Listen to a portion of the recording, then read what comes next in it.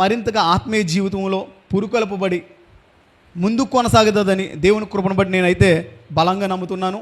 ఈ బలమైన మాటలు మీ హృదయంలో ఉంచుకుంటూనే, అర్థమవుతుంది, ఈ మాటల ప్రకారంగా మీ జీవితాలు మలుచుకుంటేనే మన బ్రతుకులు బాగుంటాయి, లేకపోతే మన జీవితాలు విచ్ఛిన్నం అయిపోతాయి అనడానికి ఏమాత్రం కూడా సందేహం లేదు. కనుక ఈ యొక్క మాటలు మీరు విని ఆలోచించి ఒక మంచి నిర్ణయం తీసుకుంటారని నేను కోరుకుంటున్నాను. ప్రియమైన దేవుని వారారా,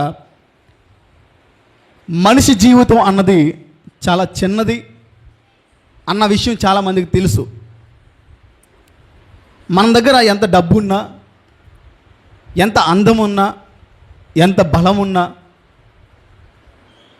కానీ ఈ జీవితం అన్నది కొద్దిపాటిదే.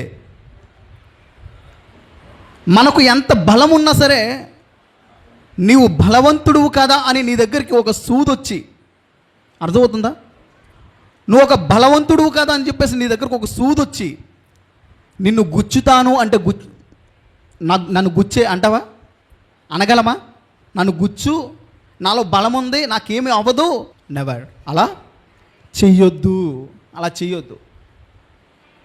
నేను బలవంతుడినే కావచ్చు, కానీ నువ్వు నన్ను గుచ్చితే నాకు మంట పుడుతుంది, నొప్పి వస్తుంది, పెయిన్ వస్తుంది, నేను బాధపడతాను, వద్దు అంటాం.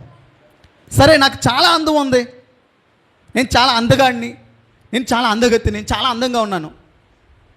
ఒక పక్కు వచ్చి నీ బొగ్గ మీదో, నీ నొసటి మీదో, నీ పెదవుల మీదో ఎక్కడో దగ్గర నేను ఉంటాను అంటే ఒప్పుకుంటామా? ఏం చేస్తాం? పేరెంట్సం పక్కు మన ముఖం మీద వస్తే మనం ఏం చేస్తాం?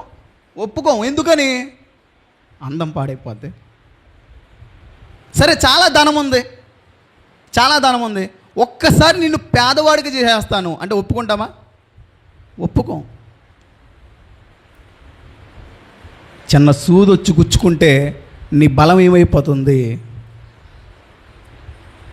ఇంత అందగాడిగా, ఎంతో ధనమున్న నీకు ఒక బలహీనత, ఒక రోగం వస్తే నీ పరిస్థితి ఏంటి? నీ ధనం ఏంటి? అందుకే ఈ జీవితం చాలా కొద్దిపాటిది. హల్లెలూయా, హల్లెలూయా. అర్థమవుతుందా? ఈ జీవితం చాలా చిన్నది. మనం అనుకుంటాం 70 సంవత్సరాలు ఉన్నాయి కదా, మనం అనుకుంటాం నాకు 60 ఉంది కదా, నేను మంచి పౌష్టిక ఆహారం తింటున్నాను కదా, నేను మంచి బలమైన ఆహారం తింటున్నాను కదా, నేను 80 సంవత్సరాలు బ్రతికేస్తానేమో. నో. ఎప్పుడు ఎలా అవుతుందో తెలియదు, నీకు తెలియదు. నీ బ్రతుకు ఎలా ఉంటుందో నీకు తెలియదు. చాలా కొద్దిపాటిది, చాలా చిన్నది నీ జీవితం. కానీ మనిషి అది తెలుసుకున్నప్పటికీ నా దగ్గర బలం ఉంది కదా, ఇలాగే ఈ బలవంతుడిగా ఉండిపోతానేమో అనుకుంటున్నాడు తప్ప ఒక్కసారి గ్రహించలేకపోతున్నాడు.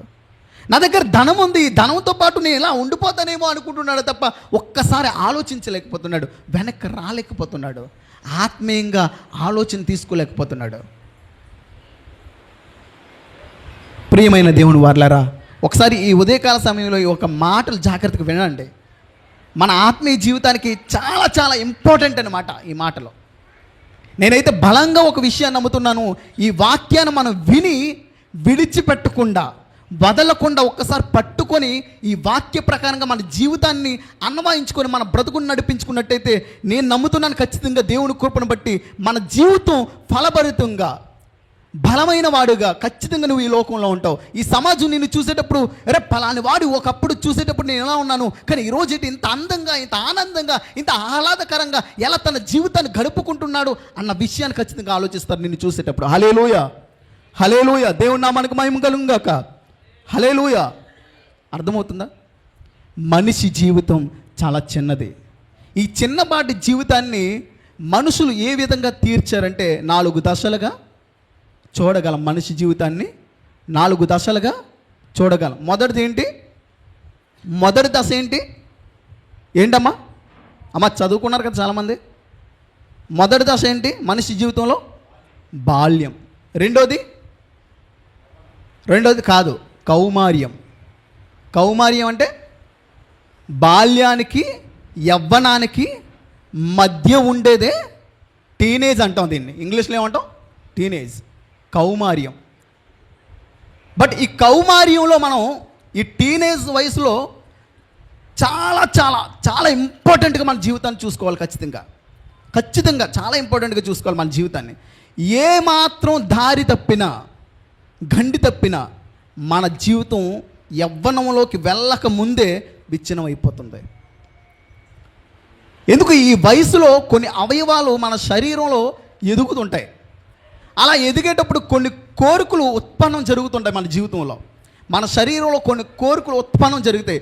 ఒక్కసారి ఆ కోరికలు మనం చోటిచ్చి, ఈ కోరిక నేను తీర్చుకోవాలి అన్న దుర్బుద్ధితో ఒకవేళ ఈ టీనేజ్ పిల్లలు, ఈ కౌమార్యం పిల్లలు జీవించినట్టయితే, ఒక మంచి నిర్ణయం తీసుకోకుండా ఒక చెడ్డ నిర్ణయం వైపు వాళ్ళ జీవితాన్ని నడిపించుకున్నట్టయితే, యవ్వనానికి వెళ్ళకముందే నీ జీవితం ఈ కౌమార్యంలోనే, ఈ టీనేజ్లోనే ఏమైపోతుంది? విచ్ఛిన్నమైపోతుంది, నలిగిపోతుంది. అందుకనే ఈ టీనేజ్ పిల్లలకి ఏమాత్రం కూడా సెల్ ఫోన్స్ ఇవ్వకూడదు. బాల్యంలోనైనా పర్లేదు, కానీ ఈ యవ్వన కాలానికి, బాల్యానికి మధ్య వయసు ఏదైతే ఉందో కౌమార్యం, ఈ టీనేజ్లో ఒకవేళ వాళ్ళకి ఫోన్ ఇచ్చినట్లయితే వాళ్ళ శరీరంలో చాలా కోరికలు ఉత్పన్నం జరుగుతాయి. ఆ టైంలో యవ్వన కాలంలోనే సరే కొంచెం ఆలోచిస్తాడేమో, కానీ ఈ టీనేజ్ వయసు పిల్లలు సరిగ్గా ఆలోచించలేరు, సరిగ్గా నిర్ణయం తీసుకోలేరు, స్టెబిలిటీగా ఉండలేకపోతారు అనమాట వాళ్ళ జీవితంలో. అర్థమవుతుందా? ఒక స్టాండర్డ్లో ఉండలేకపోతారు. తల్లి మాట వినరు, తండ్రి మాట వినరు, స్నేహితుల మాట వినరు. ఎవరైనా పరుగు వారు చెప్తే నీకెందుకురా అంటారు. ఎందుకంటే వాడికి అంత జ్ఞానం ఎదగలదు. అయినప్పటికీ వాళ్ళు ఉన్న కోరికలు చాలా బలంగా వాడి పైన పెత్తనం చేస్తాయి. అర్థమవుతుందా? అందుకే ఈ టీనేజ్ వయసులో చాలా చాలా జాగ్రత్తగా జీవితాలు నిలుపుకోవాలి, మలుచుకోవాలి. తర్వాత మూడోది ఏంటి? యవ్వనం. ఈ యవ్వన బలం కావాలని ఒకవైపు దేవుడు నిన్ను కోరుకుంటున్నాడు, మరొక వైపు లోకం నిన్ను కోరుకుంటుంది, మరొక వైపు అపవాది కూడా కోరుకుంటున్నాడు, మరొక వైపు నీ తల్లిదండ్రులకు కూడా ఈ యవ్వన బలం చాలా చాలా అవసరం. యవ్వనం చాలా ప్రాముఖ్యమైన దశ. నీ జీవితాన్ని ఒక బంగారు బాటగా నిలిపే దశ. ఈ యవ్వన కాలంలో నీ నిర్ణయం సరిగ్గా లేకపోతే కనుక, నీ ఆలోచనలు సరిగ్గా వేసుకోకపోతే కనుక, తర్వాత కాలంలో ఆర్థికంగా దెబ్బతింటావు, చదువు ప్రకారంగా దెబ్బతింటావు. అర్థమవుతుందా? అందం ప్రకారంగా దెబ్బతింటావు, ఆరోగ్య రీత్యా దెబ్బతింటావు. అర్థమవుతుందా? అలాగే నీకు పుట్టే పిల్లల విషయంలో కూడా నువ్వు దెబ్బతింటావు ఈ యవ్వన కాలంలో సరైన నిర్ణయం తీసుకోకపోతే. ఈరోజు చాలామంది జీవితాలు ఆర్థికంగా బలహీనంగా ఉండడానికి గల కారణం యవ్వనంలో సరైన నిర్ణయం తీసుకోకపోవడం. అర్థమవుతుందా? ఈరోజు చాలామంది జీవితాలు విచ్ఛిన్నంగా, అణగారికిపోయిన జీవితాలుగా ఉన్నాయంటే దానికి కారణం ఏంటో తెలుసా? యవ్వనంలో సరైన నిర్ణయం తీసుకోకపోవడం, సరిగ్గా వాళ్ళ ఆలోచనలు చదువు మీద పెట్టకపోవడం, సరిగ్గా వాళ్ళ ఆలోచనలు తల్లిదండ్రులు చెబుతున్న మాటలపైన పెట్టకపోవడం, యువతలు బైబిల్కి చోటు ఇవ్వకపోయి, అవతల చదువుకి చోటు ఇవ్వకపోయి, పోనీ ధనాన్ని సంపాదించాలన్న ఆలోచన కూడా లేకపోయి,